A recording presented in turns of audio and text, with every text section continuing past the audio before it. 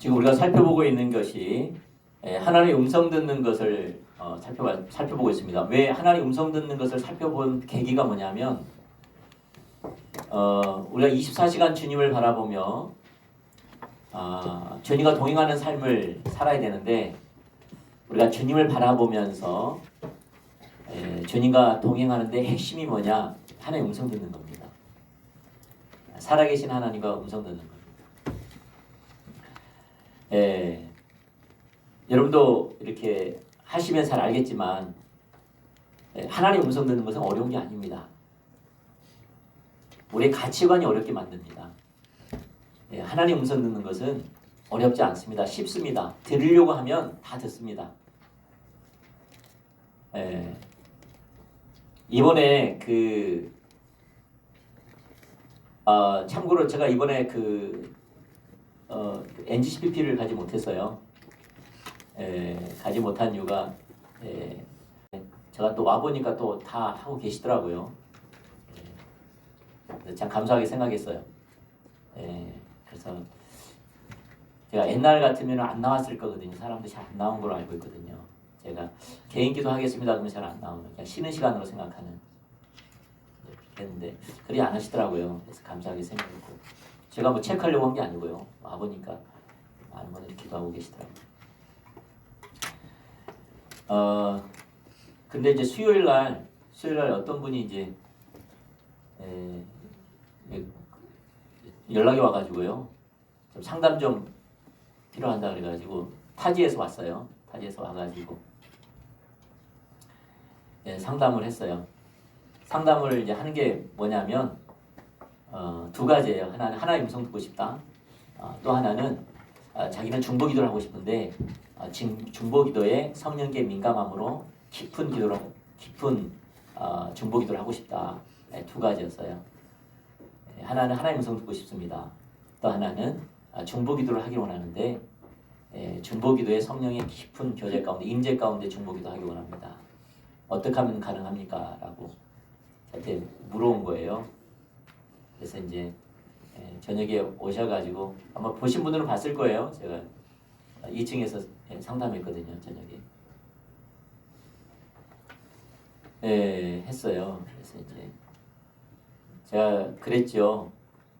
하나님 음성 듣는 것은 쉽습니다. 진짜 쉽습니다. 근데 한쪽은 어렵습니다. 하나님 음성 듣는 것은 진짜 쉽습니다. 근데 한쪽은 어렵습니다. 진짜 쉬운 건 뭐냐면은 다 들을 수 있어요.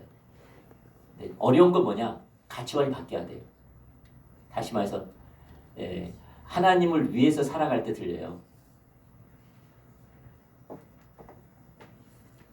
그러니까 하나님 자신의 성품과 그의 뜻과 그의 목적만을 알기로 결단할 때 들려요. 근데 많은 사람들은 아까 말한 것처럼 그분은 목적이 뭐죠? 그냥 하나님 음성 듣고 싶다는 거예요. 그리고 중보기도 때 성령께 민감함으로 깊은 중보기도를 하고 싶다는 거예요. 이건 둘 다 자기를 위한 거거든요. 그래서 안 들리는 거예요. 자기를 위한 거니까 안 들리는 거예요. 그걸 바꿔야지 들려요. 근데 들리는데 아주 쉽게 들려요. 어떻게 바꿔야 되냐? 그게 이제 2시간 이상을 설득시킨 거예요.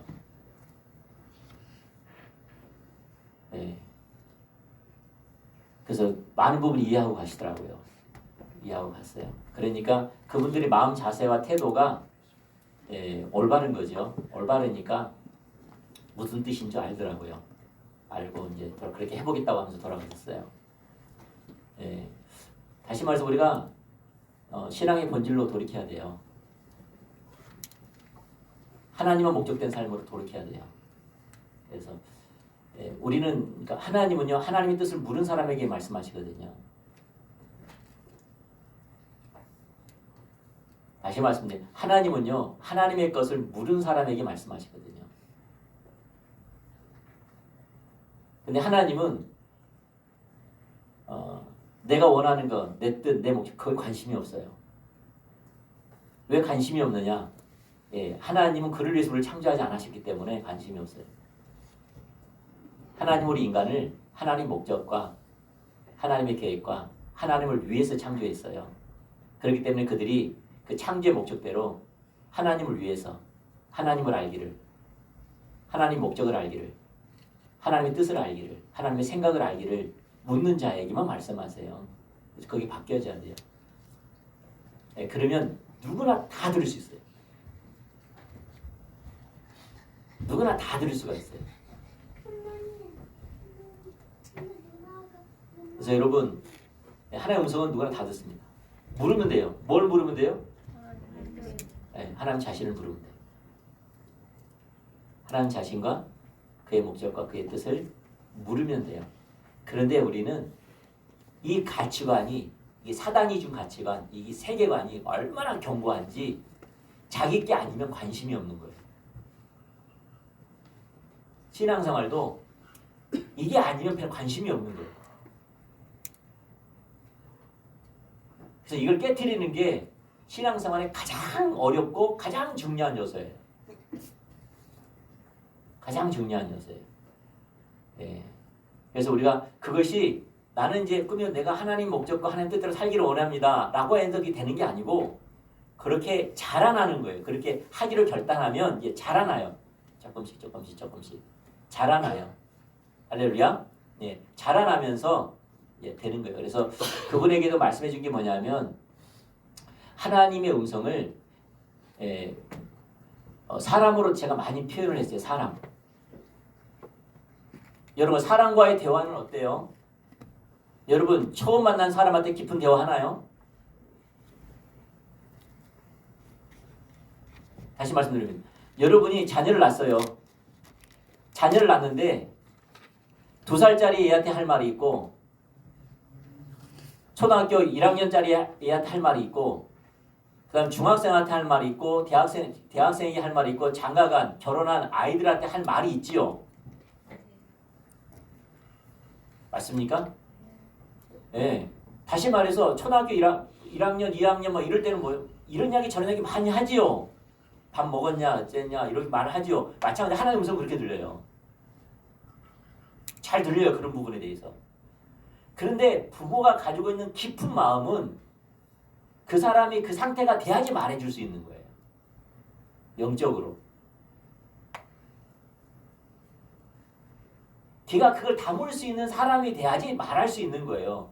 그러니까 우리는 초등학교 이제 태어나가지고 하나님 음성을 들으면서 자라나야지 우리는 처음부터 응애하고 태어나가지고 무슨 소리 듣고 싶은다면은 장가가가지고 결혼할 때 결혼한 가정을 바라보면서 부모가 그 인생의 깊은 고뇌 중심의 핵심적인 것을 듣고 싶어요.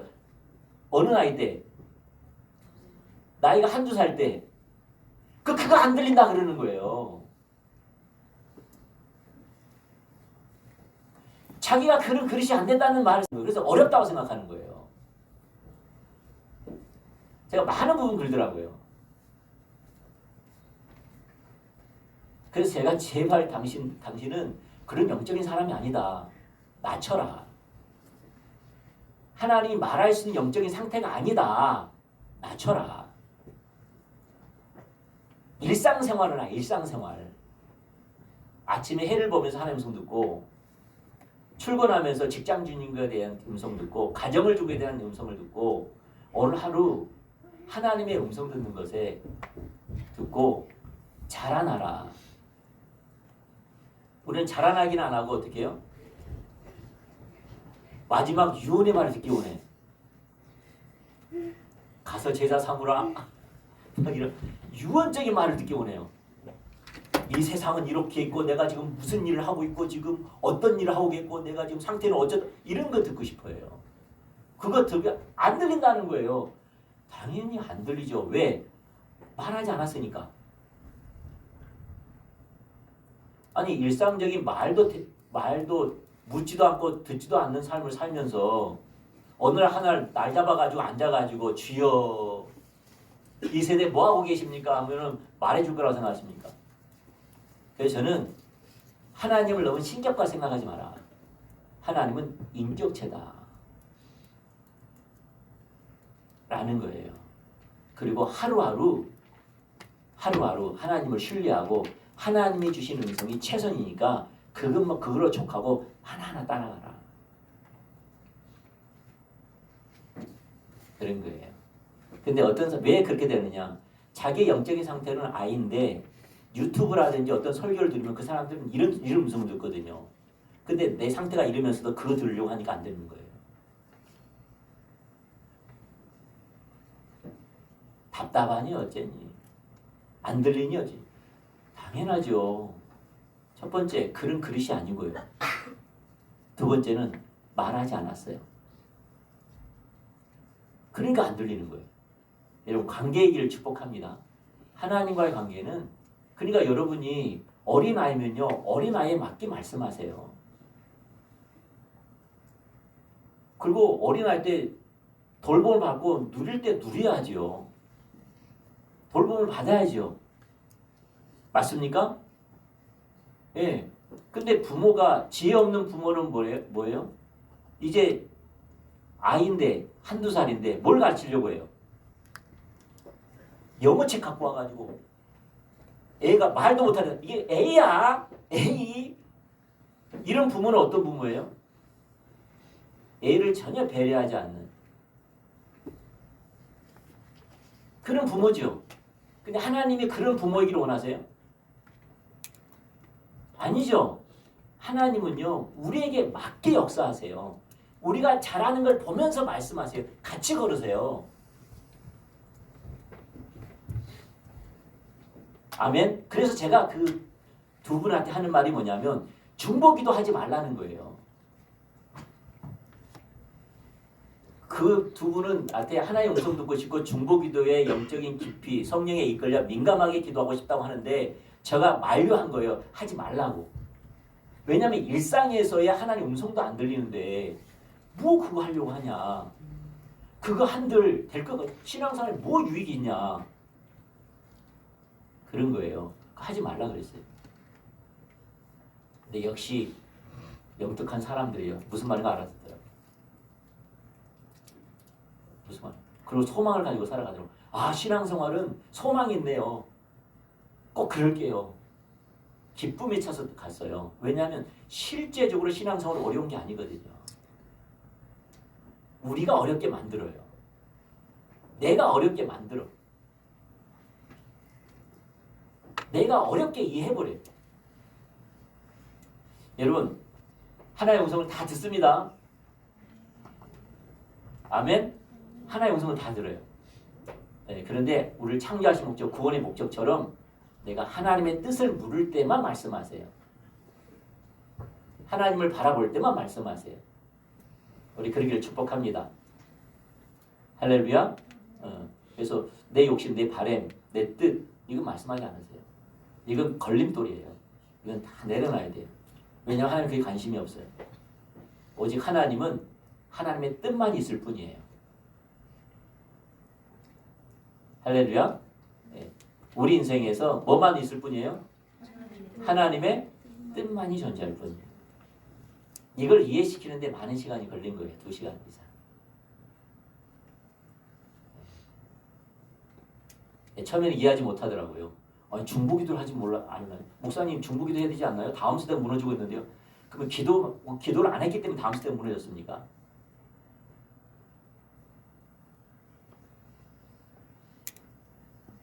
그럼 기도는 왜 하는데요?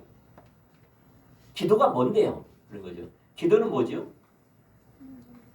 관계죠. 기도는 관계예요. 대화예요. 하나님의 뜻을 알고 그 뜻이 이루어달라 기도하는 거예요. 근데 하나님 뜻도 안 보이는데 다른 사람이 말해놓은 것만 다 주워가지고 말을 하는, 자기한테 말하지 않았는데,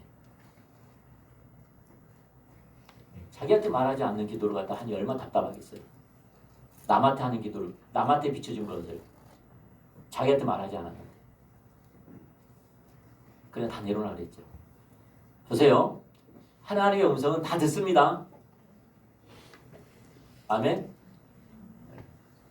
현지 왜 뒤로 가 있냐? 앞으로 와요.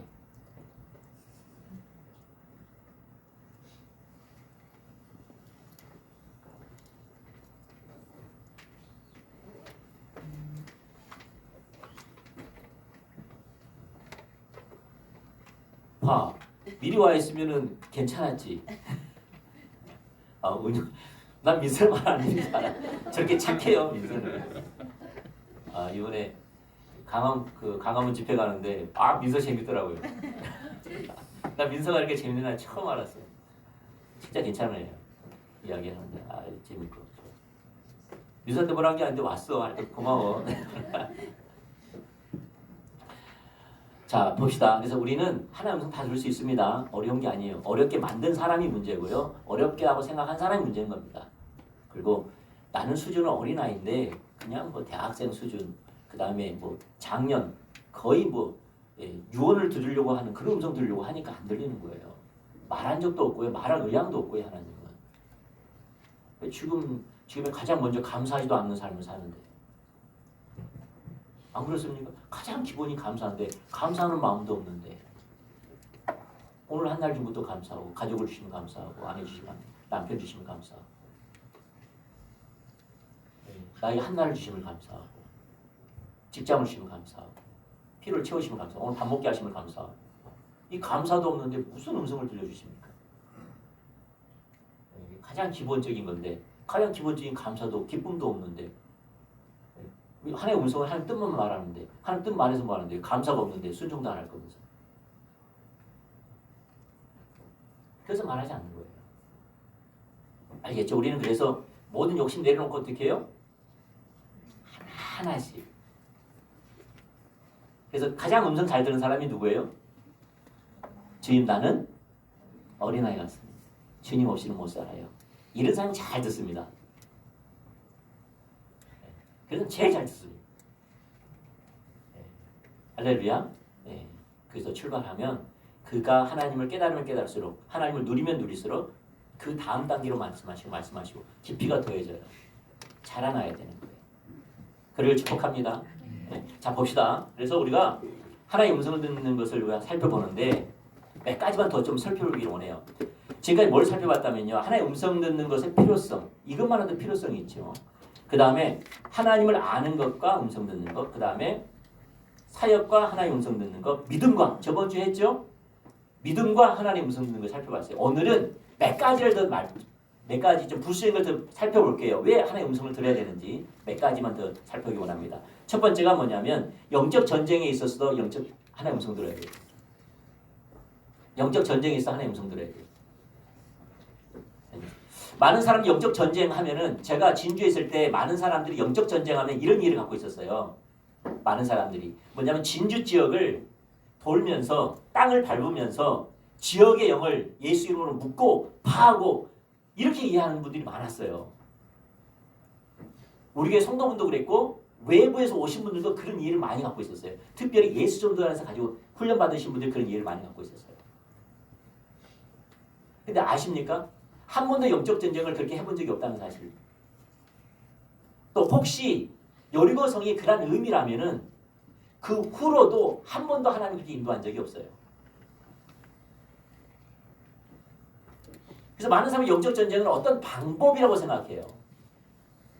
영적 전쟁은 방법이 아닙니다.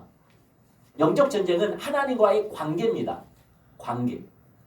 영적 전쟁의 승리는 하나님과의 관계에 달려 있습니다. 여러분 아시죠? 이스라엘 백성들이 가나안 땅을 정복하는 것을 영적 전쟁으로 신들의 전쟁으로 표현하거든요. 신들의 전쟁. 그러니까 이스라엘 백성들이 우리 신이여 이기게 해주십시오라고 기도했다는 말이 아니에요. 실제적으로 그들은 칼을 차고 창을 들고 방패를 가지고 전쟁에 나가서 싸웠을까 모르겠지만은 이런 그들의 강하고 약함에 따라서 승패가 결정된 게 아니었어요. 한 번도. 근데 대부분이 이스라엘 백성들은 약자였어요. 적이 강했지. 대부분이. 근데 승리를 했다 이 말이에요. 그러니까 어떻게 승리했느냐? 이스라엘 백성들이 하나님과의 올바른 관계에서 하나님의 음성을 듣고 하나님의 인도를 따라서 순종하면 하나님의 능력으로 승리를 주셨다는 거예요. 그런 의미에서 영적 전쟁이라는 거예요. 아멘. 반면에 가나안 족속들은 누구의 도움으로 전쟁합니까? 그들의 신의 이름으로 오는 거예요. 그들의 신의 능력으로 오는 거예요. 그의 신의 도움으로. 그래서 전쟁을 하는 날도 점을 치고요. 그리고 누구를 앞세울 것인가도 점을 쳐서 전쟁을 하는 거예요. 다른 적군들도 자기는 우위에 있지 않았다는 거예요. 하나님과의 올바른 관계 가운데서 하나님의 음성을 듣고 순종함으로 하나님의 인도를 따라서 하나님의 방법으로 순종을 했더니 하나님의 능력으로 그걸 이루신 거예요. 어떨 때는 요리성을 돌라고 하고 어떨 때는 매복작전을 쓰기도 하고 어떨 때는 찬양단을 세우라고 하고 이런 하나님의 음성을 듣고 하나님의 지시와 방법을 따라 순종할 때 하나님의 능력으로 전쟁에 승리하게 했다는 거죠. 이게 바로 그를 들어서 여러분 그 여리고성을 무너뜨린 것과 아이성을 무너뜨린 게 달라요. 홍해를 가른 것과 요단강을 가르는 게 달라요.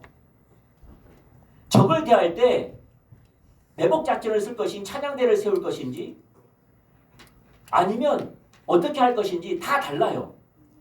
왜 다를까요? 영적 전쟁은 똑같아요. 방법과 어떤 조건에 있지 않다라는 거예요. 누구에 달렸다는 거죠? 하나님의 인도에 달렸다는 거예요. 그래서 하나님만 의지하도록. 그게 신앙생활이에요. 여러분 그 더치 슈치 박사 아시죠? 하늘과 땅을 움직이는 중보기도. 그게 영적 전쟁에 관한 책이거든요. 이게 더치 슈치 박사 같은 경우에는 실제로 중보기도자예요. 학자이면서 실제로 중보기도자예요. 그분도 똑같은 이해를 갖고 있어요. 그분도요. 우리 신앙생활을 두 가지로 이해해요. 하나님과 친밀한 교제. 두 번째는 하나님의 행하심을 보고 온 삶으로 동참하는. 하나님의 뜻을 알고 순종하는. 이 두 가지로 이해를 해요. 똑같아요. 이 두 가지의 영적 전쟁의 핵심이라는 거예요. 그래서 그는 이렇게 표현합니다. 이렇게 표현합니다. 그의 책 하늘과 땅을 움직이는 중보기도의 그 194장에 보면은 하나님과의 친밀한 교제가 영적 전쟁의 핵심이라고 말하면서 이렇게 말합니다. 전쟁은 종종 예배에서부터 시작된다. 여기 예배라는 것은 하나님 앞에서 그분을 높이며 경배하며 기뻐하는 것을 말한다. 이것은 역설적인 말인 것 같지만 분명한 사실이기도 하다. 때때로 기다림부터 영적 전쟁이 시작되는 것이기도 있다. 그리스도에 대한 순수하고 거짓 없는 헌신이 우리가 행하는 모든 일에 도약판이 되어야 한다. 전쟁은 시작된다. 그러니까 여러분 전쟁은 뭐부터 시작한다는 거죠? 예배부터 시작한다. 예배를 때 하나님을 향한 순수한 마음과 헌신된 자세. 하나님과의 친밀한 교제에서 시작한다는 거예요. 역설적이지만 전쟁을 나가려면 어떻게 해야 돼요? 군사를 정비하고 무기를 채신화 만들고 조직을 만들고 잘 훈련된 병사로서 나가야 되는데 그렇게 하지 않는다는 거예요. 영적 전쟁은. 영적 전쟁은 역설적이라도 그러니까 힘과 능력이 아니라 뭘로 나간다는 거죠? 하나님과의 친밀함으로 나간다는 거예요. 예배로 나간다는 거예요. 이게 더치 슈치 박사가 하는 말이에요. 그 다음에 이 친밀한 가운데서 이제 뭐 하느냐? 우리가 말하는 하나님 행하심으로 온 사람을 동참하는 거예요. 영적 전쟁 똑같은 말을 합니다. 자, 읽어드릴게요. 여호와를 앙망하게 되면 이제 더 이상 하나님과의 친밀함에서 하나님께 여호와를 앙망하게 되면 우리는 마귀에게 반응하지 않을 것입니다. 마귀에게 반응. 이게 인본주의 생각, 자기의 능력, 자기의 힘을 의지하지 않을 거라는 거죠. 마귀에게 반응하지 않을 거라는 거예요. 자기 자원을 의지하지 않는다는 거예요. 자기 방법, 자기 수단을 의지하지 않는다는 거예요. 왜? 주님을 앙망하니까. 주님을 신뢰하니까. 주님을 의지하니까. 더 이상 뭐에 의지하지 않아요? 반응하지 않아요? 마귀에게 반응하지 않을 거야. 친밀한 가운데 있으면 마귀에게 반응하지 않을, 마음을 뺏기지 않을 것이라는 거죠. 하나님은 조건까지도 결정해 주셨다. 하나님은 이렇게 말씀하신다. 내 방식대로 행하면 늘 승리할 것이다. 라고. 하나님께서 시간과 조건과 방법을 결정하신다. 순종에서 나오는 행동이 되어야 한다. 우리는 우리의 대적이 아닌 우리의 대장을 따르는 것이다. 할렐루야. 이제 더 이상 자신의 방법과 자신의 자원과 자신의 계획과 자신의 힘으로 안 한다는 거예요. 예배를 통해서 이것이 제거된다는 거예요. 더 이상 사단을 바라보지 않을 거라는 거죠. 그 대신 누굴 바라본다는 거죠? 하나님을 바라보되 하나님은 뭘 계시한다는 거죠? 하나님의 시간과 하나님의 조건과 하나님의 방법을 계시하신다는 거예요. 그러면 우리는 대장 되신 그 예수님을 그 방법대로 순종하면 영적 전쟁에서 승리한다는 거예요. 그러면 여러 가지 방법이 있다는 거예요. 더치시 박사는 조건과 방법을 이야기해요. 그러면서 이렇게 말합니다. 어떤 때는 찬양과 경배로 하나님과 친밀한 교제 가운데서 하나님이 영적 전쟁을 승리할 수 있는 조건과 방법을 계시하시는데 그 방법과 계시가 뭐냐? 찬양과 경배일 수도 있다라는 거예요. 할렐루야. 찬양과 경배일 수도. 그 다음에 어떤 때는 기도일 때도, 어떤 때는 친절한 행동일 때도, 할렐루야. 어떨 때는 말씀을 전하게 할 때도, 어떨 때는 축복할 때도, 어떨 때는 외칠 때도, 선포할 때도 있다라는 거예요. 여러분, 저도 그런 거 많이 경험하거든요. 제가 옛날에 우리 진주에서 목회하면 꼭 한 분이 그렇게 우리를 힘들게 한 적이 있어요. 문을 딱 열고 들어오면은 영적으로 어둡다. 이 사단이 붙잡혀 있다. 목사님 지금 영적으로 지금 잡혀 있습니다. 그럼 내가 항상 말해줘요. 먼저는 자기 자신을 돌아보십시오. 자신이 지금 영적으로 잡혀 있는지부터 보십시오. 혹시 그것이 사실이라면 그는 중보기도로 초청한 겁니다. 그렇게 판단하고 어둡다라고 판단할 것이 아니라 항상 이야기해줬어요. 그분이 있어요. 그분이 그렇게 힘들게 하는 거예요. 진짜 힘들게 하는 거예요. 그때는 제가 차량 운행을 했었어요. 예. 왜냐면 그게 이제 예배 끝나면은 그까지 버스가 안 다니기 때문에 제가 차량 운행을 해줄 수밖에 없어요. 차량 운행을 해드려요. 차량을 해드리면 말도 안 해요. 뒤에 앉아가지고. 껌만 딱딱딱. 머리가 팍팍 팍어요. 껌을 짝짝짝 이렇게 딱딱 소리 나잖아요.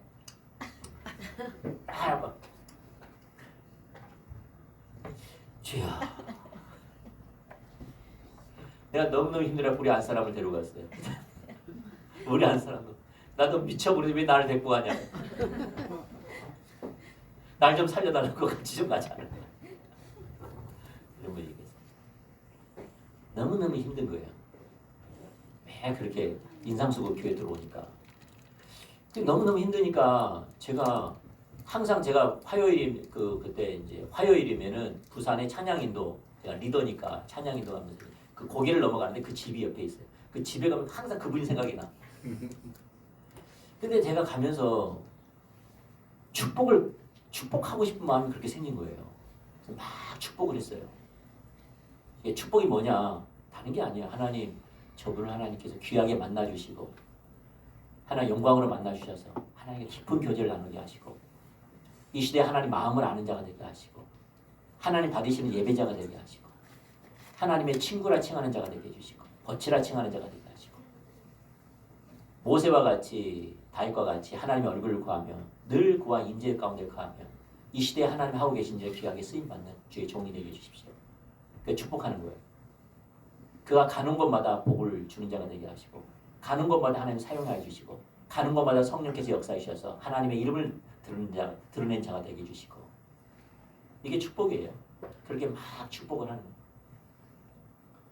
근데 신기하게도요. 그렇게 축복하고 그 다음날 수예배인데 환하게 웃고 들어오더라고요.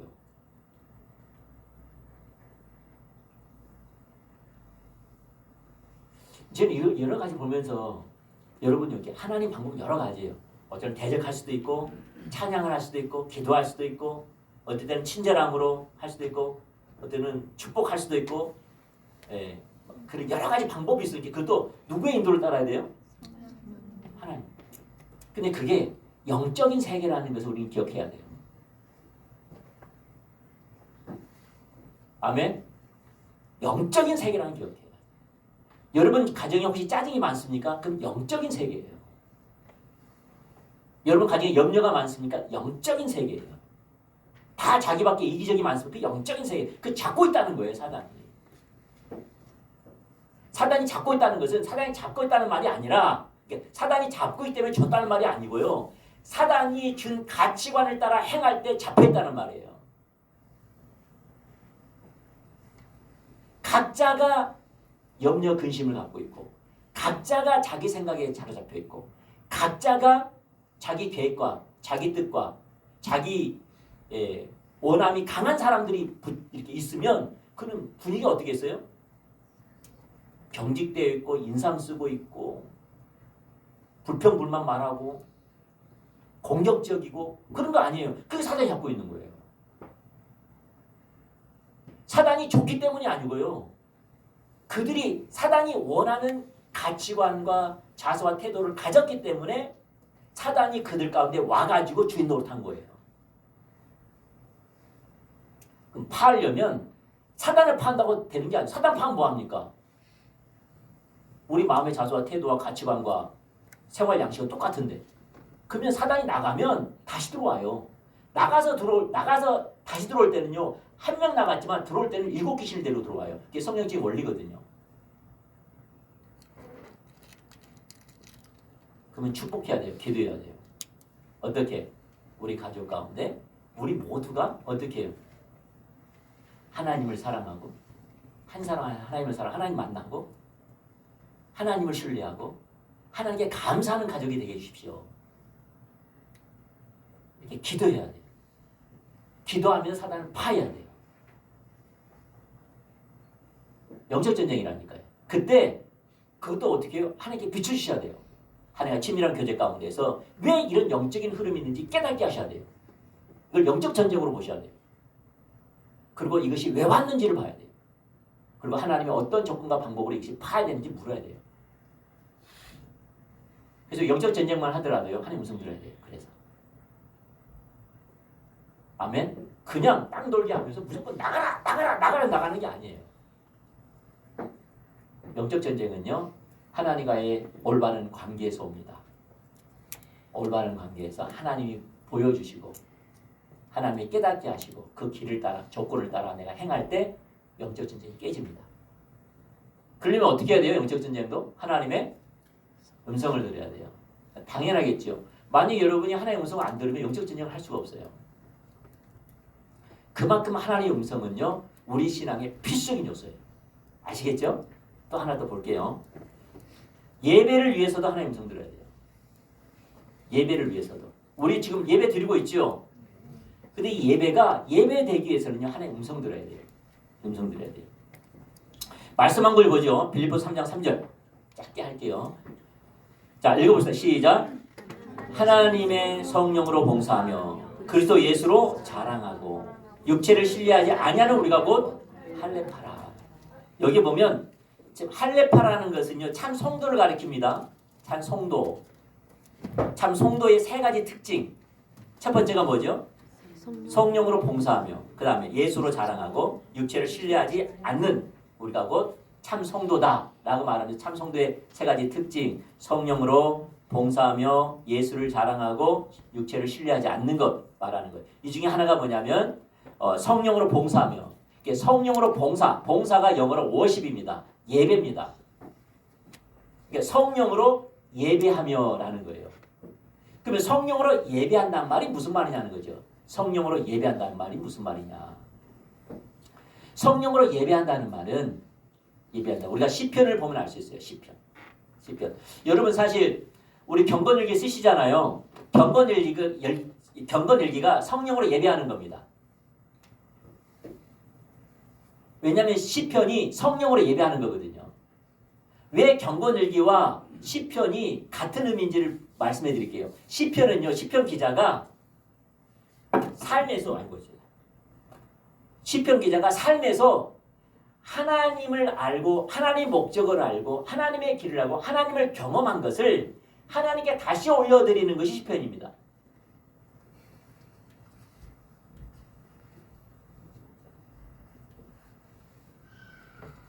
경건일기는 어떻게 쓰죠?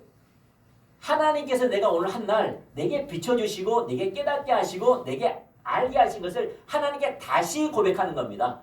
똑같은 성령으로 예배하는 겁니다. 똑같은 시편입니다. 그래서 시편은요 대부분 다윗이 썼는데 그 다윗의 시편이고요. 경건일기는 누구의 시편이에요? 나의 시편이에요. 그러려면 아시죠? 누구의 역사가 필요해요? 성령 역사. 성령께서 깨닫게 하셔야 돼요. 그것을 다시 올려드리는 거예요. 하나님 음성 들어야 돼요. 그래서 24시간 주님 바라볼 때 핵심이 뭐냐? 하나님 음성. 예배도 마찬가지예요. 예배도 똑같은 거예요. 그래서 여러분 로이드 존슨 목사님이 예배에 대해서 이야기를 해요. 예배. 하나는 성령의 역사가 없는 예배, 또 하나는 성령의 역사가 있는 예배를 설명해줘요. 그리고 성령의 역사가 없는 예배를 타락한 예배, 죽은 전통주의라고 이야기하고요. 성령 있는 예배, 참된 예배는 성령의 즉흥성, 성령이 주도하는 예배라고 이야기해요. 첫 번째, 타락한 예배. 성령의 역사가 없는 타락한 예배를 이렇게 설명합니다. 근데 오늘날 똑같아요. 자, 볼게요. 더 나아가서 오늘날 여러분은 교회 생활에서 매우 두려운 성향을 띠고 있는 것이 프로그램이라는 것을 주목하십니까? 교회에서 두려운 것 중 하나가 뭐냐면 프로그램이라는 거예요. 프로그램. 그 프로그램이 뭐냐? 모든 것은 다 짜여져 있습니다. 물론 어느 한 시점을 향하여 모든 것이 행해야 된다는 것은 저도 압니다. 그러나 분명히 우리는 성령을 소멸하는 위험에 처해 있습니다. 모든 항목이 이미 다 정해져 있고 시간이 주어져 있습니다. 어느 시점에서 시작해서 어느 시점에서 마쳐야 하는 것이 다 되어 있습니다. 목회라는 제 친구 가운데 어떤 이들은 나에게 이런 말을 합니다. 주일날이면 다른 교회에 가서 순회 설교를 하면 할수록 이런 일들을 더 많이 발견한다는 것입니다. 복음적인 교회에서마저 강사에게 순서가 적힌 종이를 준다는 말을 저는 반복적으로 듣습니다. 그리고 문자 그대로 그 앞에 순서지를 놓고 그대로 행할 것을 종용합니다. 11시에 시작합니다. 그리고 성경 봉독을 합니다. 순서지에 따라 적힌 모든 것을 다 진행하며 12시가 됩니다. 그런 다음 축도로 마칩니다. 제가 볼 때는 이것은 매우 심각한 것입니다. 문제는 우리가 성령께 기회를 드리고 있지 않다는 것입니다.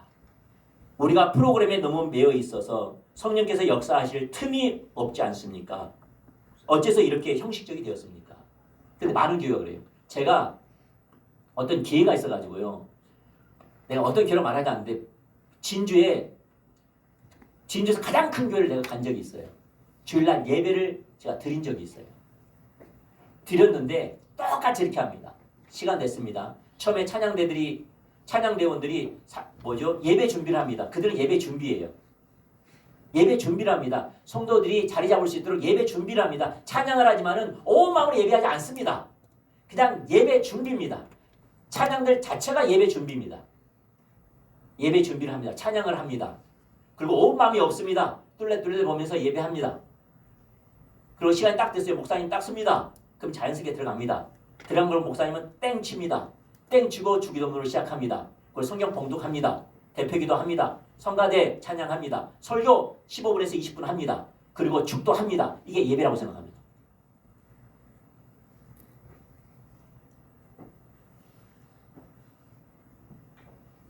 예배가 깔끔하고 정갈 있고 아주 매끄럽게 끝났네. 그리고 나는 오늘 예배 드렸다고 생각합니다. 근데 그 자리에 성령은 어디 있습니까? 성령께 물은 게 어디 있습니까? 성령의 역사는 어디 있습니까? 성령의 즉흥성은 어디 있습니까? 그게 죽은 전통주의입니다. 순서대로 그대로 마치면은 예배를 드린 것만. 마음은 이만큼도. 그 다음에 그러면 신약 성경에서 말하는 예배는 어떤 것인가? 로이드 존슨 목사님이 이렇게 말합니다. 신약의 예배는 매우 중요한 특징은 즉흥성이다. 성령께서 주도하시며 우리를 인도해 나아가시는 것입니다. 생명, 살아있는 내밀성, 살아있는 성령과 교제, 활력 이것을 말합니다. 이처럼 예배가 성령의 인도를 따라갈 때 거기에 즉흥성이 있습니다. 우리는 매 예배마다 즉흥적인 것을 추구한다. 그것이 옳다는 말은 아니다. 그러나 우리가 예배를 통해 진실로 하나님을 추구하면 하나님의 성령께서 우리 가운데 그분의 의도하신 바를 주도하시면서 이루어 가시는 것이 즉흥적인 요소가 있는 것은 당연하다. 그러니까 예배를 드릴 때 설교자가 됐든 여러분이 됐든 성령으로 깨달아지고 마음이 움직이고 애통함이 오고 기쁨이 오고 통곡이 오고 간절함이 부어지고 성령의 만지심, 즉흥성이 온다는 거예요.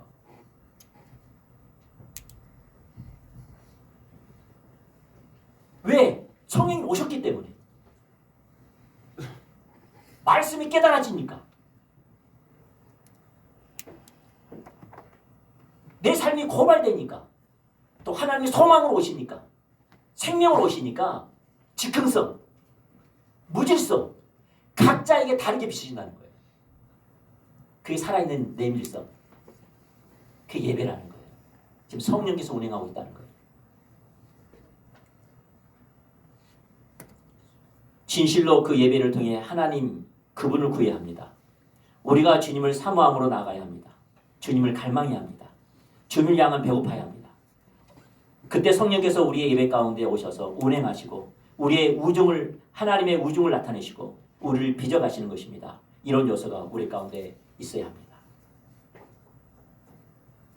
성령의 즉흥성, 성령의 만지심, 우리를 압도하시고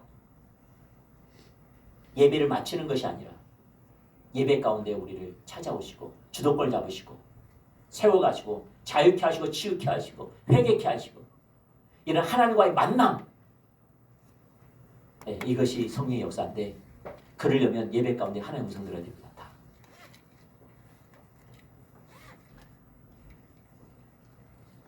단순한 은혜 받은 것은요 여러분 삶을 도움을 주지 못합니다.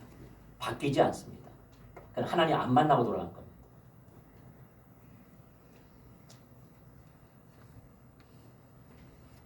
여러분 전도를 위해서도 하나님 음성 들어야 됩니다. 여러분 아시죠? 전도를 갖다 하면 할수록요 많은 사람들이 전도는 어렵다고 생각합니다. 왜냐하면 자기의 능력과 자기 지혜로 안 됩니다. 저도 진주에 있을 때 몇 달을 우리 안사람하고 우리 성도님 한 분, 두 분 해가지고 전도로 다닌 적이 있어요. 우리 지혜와 우리의 능력으로 안 됩니다.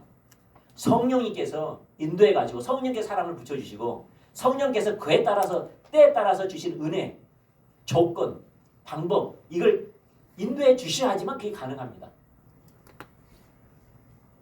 아멘. 그러면 우리는 뭐 해야 되냐? 물어야 됩니다. 많은 사람이 다니지만 물어야 됩니다. 여러분 제킴 플린저 홍콩의 제킴 플린저 사역 아시죠? 지금은 이제 홍콩에 이제 뭐 중국에 귀속이 돼가지고 이제 그렇지만은 홍콩은 따로 하지 않아요.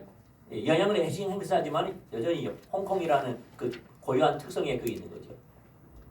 홍콩에서 제킴 플린저 여자 사역자가 사역을 했습니다. 그때 그 범죄 도시가 있어요.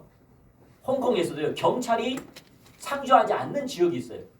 깽단과 마약과 이런 음란한 것이 가득한. 그래서 경찰에게 피해서 도망갈 때 이 구역으로 들어가면 경찰이 더 이상 안 쫓아옵니다. 여기서 사역했던 사람이 제킴 플린저예요. 그래서 옛날에 김정길 목사님, 햇빛교회 김정길 목사님이 그곳에 실제로 갔대요. 갔는데 전도팀들이 하는 걸 봤는데 어떻게 했다면은 전도로 가는데 어떻게 하냐? 옷을 갖다가 아주 간편하게 입는데요. 예, 운동복 차림을 입는데요. 그리고 신발을 아주 단단히 묶는데요. 왜냐면 복음 전하다가 어떤 해코지 당하는지 모른대요. 그래서 복음 전하면서 도망갈 준비를 하는 거예요. 왜? 언제 총을 쏴부러 칼을 쥘지 모르겠어요. 왜냐? 그러면 경찰이 없다니까요. 그래서 언제 칼을 찔릴지 언제 총을 쏴부를지 모르니까 복음을 전하면서 어떻게 해요? 도망갈 준비를 하는 거 반을 봐요. 그래서 죽으려면 빨리 도망가야 되는 거예요. 그러니까 전도하는 게 뭐냐면 옷을 간편하게 입고 운동화를 갖다 그렇게 신발을 딱 입고 다닌다잖아요. 근데 그 사람들이 전도를 갖다 많이 한 거예요. 근데 하는 방법이 뭐냐? 하나님께 묻는다는 거예요. 그분도 정확히 말을 했거든요. 하나님, 어떤 사람을 전도할까요? 어떤 사람을 예배해 놨습니까? 여러분 아무리 전도를 해도 하나님이 예배해 놓지 않는 사람은 다 거부하거든요. 하나님이 일하는 사람을 보여달라고 하는 거예요. 근데 그게 우리가 보입니까? 보인다고. 근데 전도를 많이 하는 사람은 보인대요. 많이 하는 사람은 보인대요. 그래서 그 사람한테 복음을 전하면 놀랍게 역사하신다는 거죠.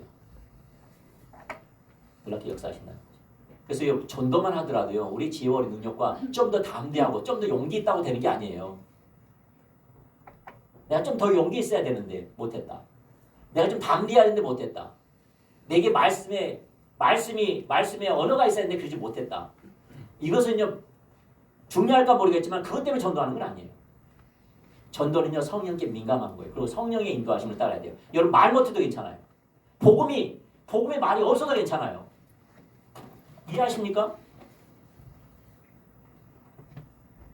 복음으로 설득시켜도 안 해도 복음 그 사람 준비된 사람은 예수 믿어요.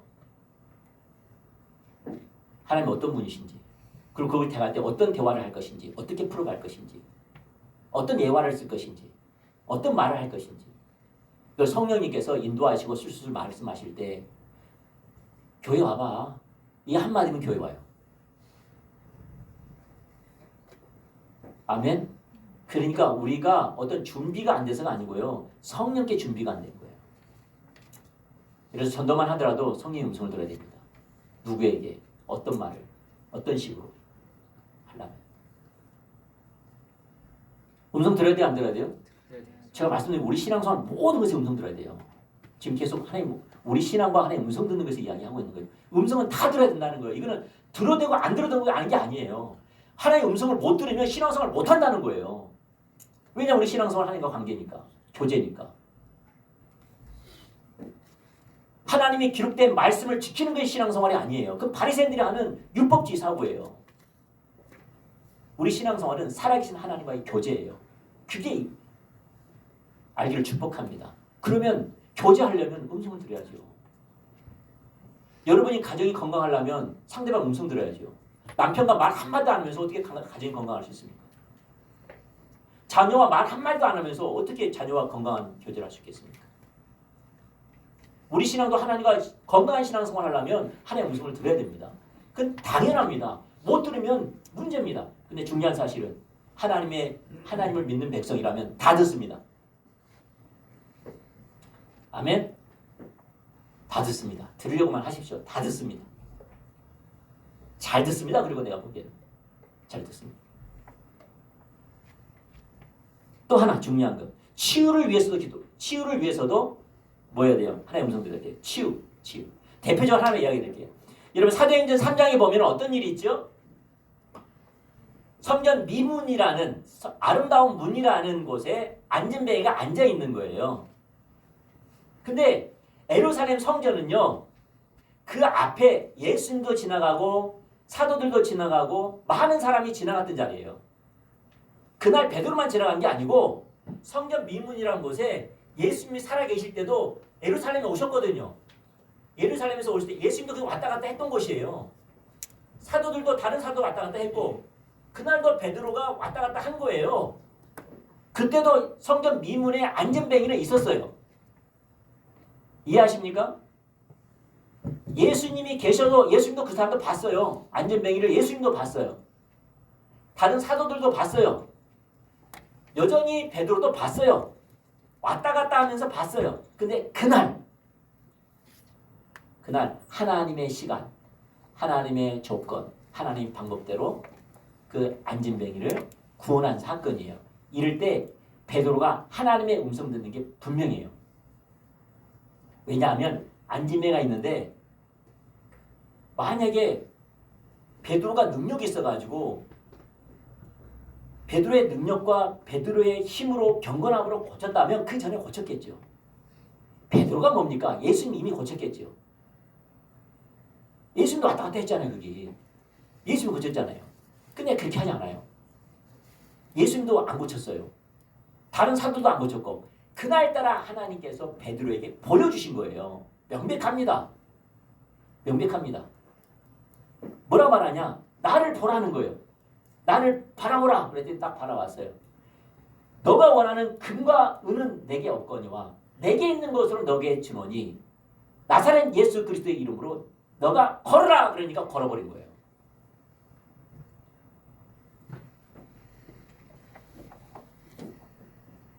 분명히 그때 치유를 위해서 베드로는 하나님의 음성 들었어요. 왜냐하면 베드로에서는 그렇게 나오지 않아요. 나왔으면 그 전에 고쳤겠죠. 예수님이 그때 하나님 일할 때가 아니었어요. 그러니까 예수님도 지나갔어요. 잘 들어보세요. 38년 된 병자 아시죠? 베데스다 연못에 38년 된 병자가 있었어요. 많은 병자가 있었어요. 물이 동할 때, 전설이 있는데 물이 동할 때, 물이 1년에 한 번씩 동하는 일이 있는데 그때 먼저 들어간 사람이 낫는다는 거예요. 그런 전설이에요. 그런 전설이 있는 거예요. 38년 된 병자가 그 전설에 따라서 물이 동할 때 먼저 들어갈까 싶어서 많은 병자 중에 한 명이 있었던 거지요. 있었는데 그날 예수님께서 어떻게 하셨습니까? 38년 된 병자에게 말하기를 자리를 들고 일어나라. 그리고 여러분 그 많은 병자 중에 한 사람만 고쳤어요. 누구? 38년 된 환자 한 명. 왜 그럴까요? 하나님은 그날 그 사람만 고치기로 원했고 그 사람만 고칠 거라고 예수님께 말씀하신 거예요. 만약에 예수님으로부터 나왔다면 다 고쳤겠지요. 왜냐하면 사랑과 긍휼이 많으신 분이신데. 그러면서 그날이 안식일이었어요. 안식일이었는데 바리새인들이 안식일날 왜 고치냐고 말하면서 뭐라고 말한다면요. 그게 이제 나오는 게 뭐냐면은 아버지께서 이제까지 일하신다. 그러면 나도 일한다. 아버지는 아들을 사랑하사 자기가 행하는 것을 아들에게 다 보이신다. 보이면 나도 행한다. 이러면서 뭘 간접적으로 말하는 거죠? 38년 된 병자를 고치는 것은 하나님의 음성을 듣고 했다는 것을 말한 거예요. 여러분 치유 있잖아요. 하나님 음성 듣고 하는 거. 봐보세요. 여러분 예수님이 70인을 파송할 때가 있죠. 그 70인을 파송할 때는요. 그들이 가는 곳마다 귀신이 막 떠났어요. 귀신들이 막 떠났다고. 이렇게 얼마나 신이 났다면은 보고를 한 거예요. 예수님 말씀대로 예수님의 이름으로 선포했더니 귀신도 굴복하나이다. 내가 봤다. 하늘에서 별이 떨어진 거 봤다. 그러나 그걸로 기뻐하지 말고 너의 이름이 천국 책에 하늘나라의 책에 기록된 걸로 기뻐해라. 너가 내 자녀임으로 말미암아 당연히 나타난 거다. 너는 자녀됨으로 기뻐해라. 그것은. 아멘. 그건 부실다. 넌 더 큰 역사를 할 수 있다. 자녀니까. 이걸로 기뻐하지 마라. 그런 거예요. 맞습니까? 네. 그런 데 있잖아요. 그 다음 장에 넘겨보면 어떤 일이 벌어지죠? 자기 아들이 물에도 들어가고 불에도 들어가서 귀신이 그 아이를 죽이려고 물에도 던지고 불에도 던지는 아이를 데리고 온 거예요. 그러면서 제자들에게 내 아들 좀 고쳐달라고 그런 거예요. 그 70인 중에 몇 사람이 그 아이들 고쳐보겠다고 막 기도를 하고 그 경험이 있을 거 아니에요. 귀신 쫓아내는 경험도 있고 낫게 하는 경험도 있잖아요. 그 경험 가지고 막 했더니 나왔어요, 안 나왔어요? 안 나은 거예요. 해배도 안 나은 거예요. 이상하다. 엊그저께 나왔는데 왜 안 나왔지? 그런 거예요. 그때 때마침 예수님이 오신 거죠. 예수님이 오니까 무슨 일이냐? 그랬더니 그 아버지가 귀신 들린 아버지가 그 귀신 들린 아들의 그 아버지가 와가지고 이야기한 거예요. 내 아들이 귀신이 내 아들에게 들려서 이 귀신이 이 아들을 죽이려고 물에도 던지기도 하고 불에 던지기도 하나이다. 자기 예수님의 제자들이 고쳐달라고 했더니 못 고치고 있습니다. 예수님 좀 고쳐주십시오 했더니 예수님이 어떻게 합니까? 예수님은 나가라고 귀신 떠난 거예요. 예수님이 고친 거예요. 그랬더니 제자들이 조금 따라왔어요. 예수님 어쩐 일입니까? 엊그저께는 귀신도 떠나가고 귀신도 병도 나았는데 오늘은 왜 못 고쳤습니까? 왜 예수님은 또 고치십니까? 예수님과 나의 차이는 뭡니까? 묻는 거에 하도 궁금하니까 그때 예수님 유명한 말을 합니다. 그 말이 무슨 말이죠? 기도 외에는 일 안 주고 나갈 수 없느니라. 다시 말해서 하나님의 음성을 들어야 돼요. 똑같은 방법으로 귀신 나가잖아요. 여러분 눈먼 사람을 고칠 때도요. 눈을 떠나서 뜰 때가 있고요. 진흙을 붙여가지고요. 신랑 가서 씻으라고 낫기도 해요. 눈을 똑같은 봉사가 눈을 뜨는 것도요. 다 달라요. 왜? 방법이 있지 않아요. 하나님 음성을 들어요. 치유도. 할렐루야. 여러분 잘 들어보세요. 좀 더 이해할게요. 우리의 삶은요. 자, 우리의 삶에서 치유와 회복은요. 하나님과의 관계성에 달려 있습니다. 할렐루야. 이거 하려나 모르겠네. 우리의 회복과 치유는 하나님과의 관계성에 달려 있습니다. 관계성. 여러분, 우리는 두 가지가 있어요. 두 가지. 우리 삶에서 두 가지. 하나는요, 예수님, 하나님 안에 있는 사람은요, 하나님이 뭔가를 허용함으로 다루십니다. 어떨 때는 병을 주기도 하시고, 예. 하나님이 준 건 아니지만 허용한다는 거죠. 어떨 때는 하나님 징계도 하세요, 실제로. 어려움이 오기도 하고, 심판도 오기도 하고, 전쟁을 일으키기도 하시고, 질병을 주시기도 하시고, 뱀을 주시기도 하시고, 전염병을 주시기도 하세요. 맞습니까? 그래, 안 그래요? 뭐에 따라서? 하나님과의 관계에 따라서 그 일이 벌어져요. 맞지요?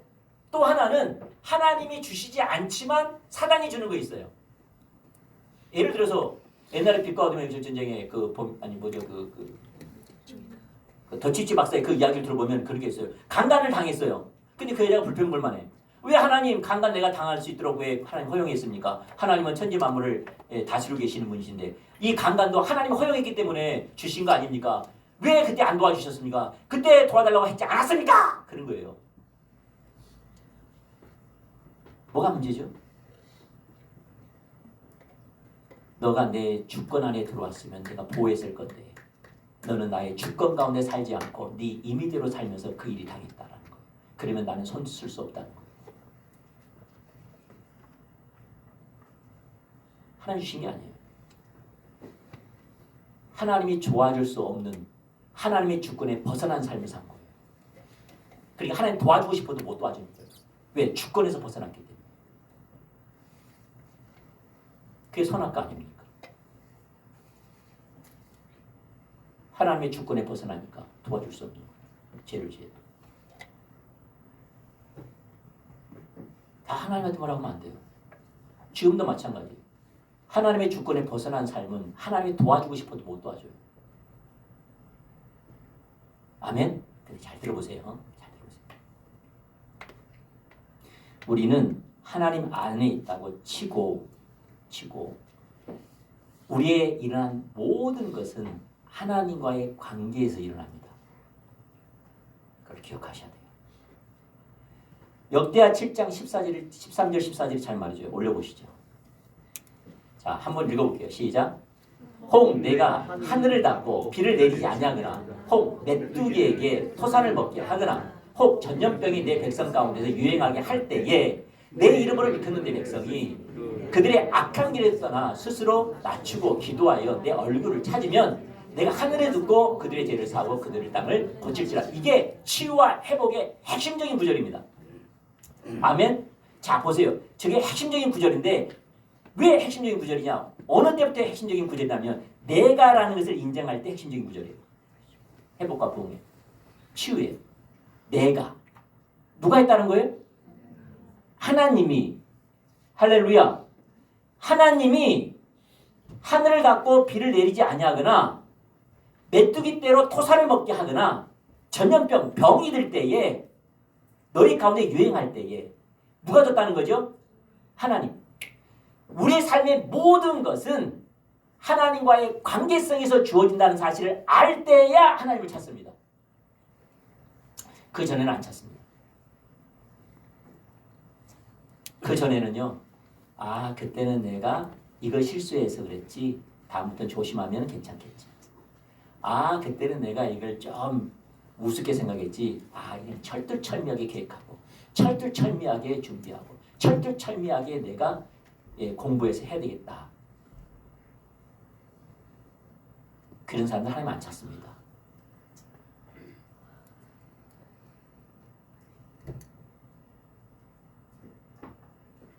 누가 찾느냐? 나의 모든 삶에 일어난 일은 하나님과의 관계성에서 일어납니다. 라고 인정한 사람만 찾습니다. 그런 사람만 회복됩니다. 왜? 하나님이 주셨기 때문에.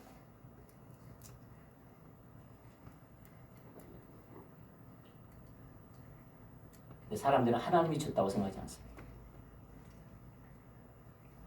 그는 자신이 노력하면 된다고 생각합니다. 건강이 나쁘면 자기가 노력하면 건강이 되찾을 거라고 생각합니다.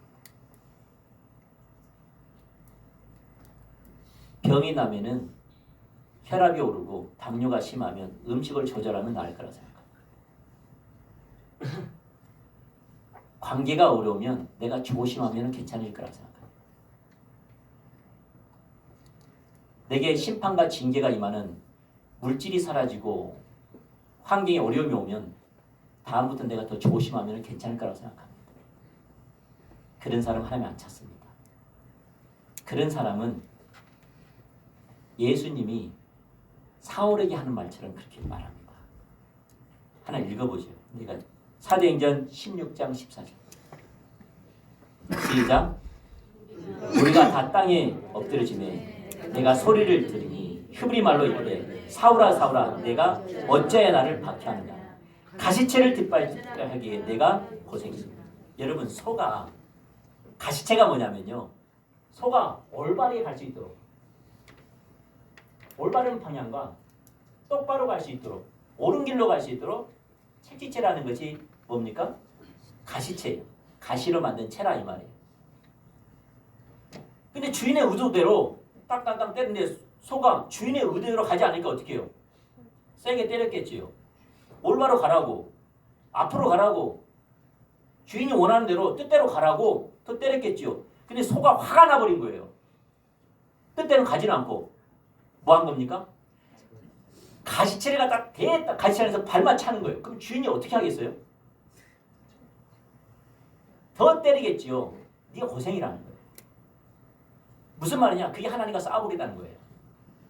하나님이 지금 하늘을 닫고 비를 내리지 않게 하고 메뚜기를 토사를 먹게 하고 있고 지금 모든 질병을 주고 있고 아픔을 주고 있는데 하나님 원하시는 대로 가지 않고 자기 노력과 자기 방법과 자기 계획과 자기 철두철미한 준비를 한다고 하는 거예요. 그래서 하나님 앞에 가시체를 갖다 뒷받침하고 똑같이 더 맞아요.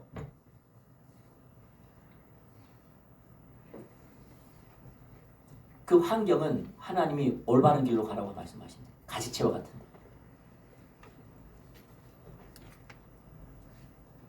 여러분 회복과 부흥은요. 회복과 부흥은 내가라는 내가라는 것을 인정하느냐에 따라서 저게 적용이 되는 말씀이에요.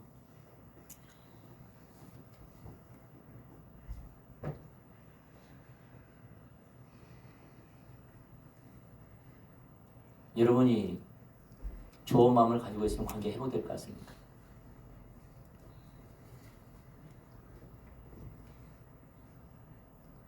여러분이 건강을 잘 추스리고 건강 음식을 먹고 운동하면 그 건강이 회복될 것 같습니까? 하나님 주시는 것이라. 여러분 삶이 어려우면 계획을 잘 채우고 여러분 힘과 노력을 더 힘써서 하면 회복될 것 같습니다. 지금 하나님이 어디로 인도하시는데 가시체는 어디로 인도하는 거죠? 14절로 인도하는 겁니다. 뭡니까? 원래는 악한 길이 아니고요. 스스로 겸비함이 앞으로 옵니다. 악한 길이 뒤로 갑니다. 스스로 겸비함이 앞에 옵니다. 스스로 낮추고가 스스로 겸비합니다. 스스로 겸비함이 뭐냐면 아까 말씀드린 13절을 인정하는 게 스스로 겸비함입니다. 주님, 나의 모든 것은 하나님과의 관계에서 왔습니다. 곧 내가 하나님과의 친밀한 교제 가운데서 그분의 음성을 듣고 순종하는 하나님을 위해서 살지 않았네요. 그름으로 온 모든 환경입니다. 이게 납작 없고 이게 요시아가 했던 거예요. 찢는 거예요. 우리가 하나님을 버려서 징계가 우리 가운데 있다고 애통함으로 찢는 거예요. 인정하는 게 찢는 거예요. 그래서 하나님은 그것을 스스로 겸비했다고 하는 거예요. 그걸 하나님 찾았다고 말하는 거예요. 근데 아무도 안 찾아. 왜? 하나님 믿었다고 생각하지 않아요. 그리고 하나님과 싸워보겠다는 거예요.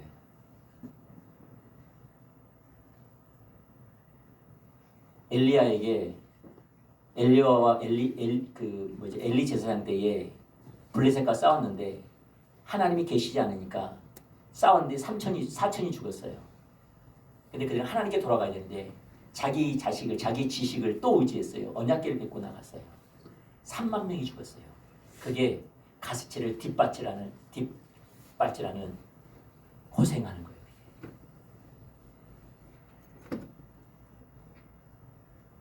우리가 언제 낮아지고 겸손하고 하나님과 교제 가운데 그의 음성을 듣고 순종하는 삶을 사느냐. 나의 일하는 모든 하나님 관계에서 온다는 사실을 인식할 때 내가 하나님을 버린 거예요. 내 것이라고 생각하고 내 인생이라고 생각하고 내 물질, 내 가족, 내 건강, 내 몸이라고 생각해서 돼요. 하나님의 것이고 하나님을 위해서 하나님과 교제하면서 그의 말씀하면 그분을 위해서 드리는 삶을 살아야 되는데 그래서 오는 거예요. 그게 비춰져야 하지 않음을 찾아요. 왜? 하나님 관계에서 떠났으니까. 그때 인식을 하고 찾기 시작하는 거예요. 기도하고 하나님의 얼굴을 구하는 거예요. 주의 뜻이 뭡니까? 주님을 위해서 살겠습니다. 나의 모든 것은 주의 것입니다. 주님을 위해 살겠습니다. 주의 뜻은 무엇입니까? 그것이 가장 생명이 넘칩니다. 그럴 때 하나님은 악한 길에서 보여주세요. 우리의 삶을 보여주세요. 하나하나 돌이키면 돼요. 그러면 하나님께서 그때에 하나님께서 하늘의 소리를 듣고 내려와서 회복하기 시작하세요. 그러려면 하나님 음성 들어야 돼요. 아멘. 이제 보셨죠? 우리가 우리 모든 삶에서 신앙생활이 가능하려면 뭐가 들어야 돼요? 그리고 하나님 음성은 다 들을 수 있어요. 구원받는 사람이. 주님 음성 들려주세요. 주의 뜻은 무엇입니까? 음성 들려주세요. 하나님의 음성은 생명입니다. 하나님의 음성은 능력입니다. 하나님의 음성은 나를 새롭게 합니다. 나의 생명입니다. 들려주세요. 하면 누구나 다 듣습니다. 승준아. 응? 하나님의 음성은 다 들어. 주야. 쉽다니까. 주님 뜻은 무엇입니까? 들려주세요 하면 다 들을 수 있어요. 알겠지? 할렐루야. 네, 그렇게 되길 축복하고 다 들을 수 있어요. 안 들으려고 하니까 이런 일을 갖고 있지 않으니까 못 듣는 거예요. 하나님은 나에게 맞는 말씀을 들으세요. 그래서 여러분이 원하는 말, 하나님의 음성도 뭘 보여서 뭘 이런 거 하지 마시고요. 하나님의 뜻이 무엇입니까? 라고 보여주시면 나의 영적 상태에서 그대로 말씀하세요. 듣고 싶은 범위를 말하면 안 돼요. 할렐루야. 네, 그러면 하나님은 많은 걸 말씀해요. 여러분 삶에서 주어진 삶 가운데 하나님의 뜻은 무엇입니까? 주님은 어떤 분이십니까? 물어보면 거기에 맞게 말씀하시면 주님과 누리면서 어떻게 해요? 알아가면서 주님을 사모하게 되고 주님 뜻대로 살고 싶고 이것이 성숙해 가면서 하나님의 음성을 더 이렇게 듣기 시작해요. 우리 모두 그렇게 되기를 축복합니다. 네, 기도하시겠습니다.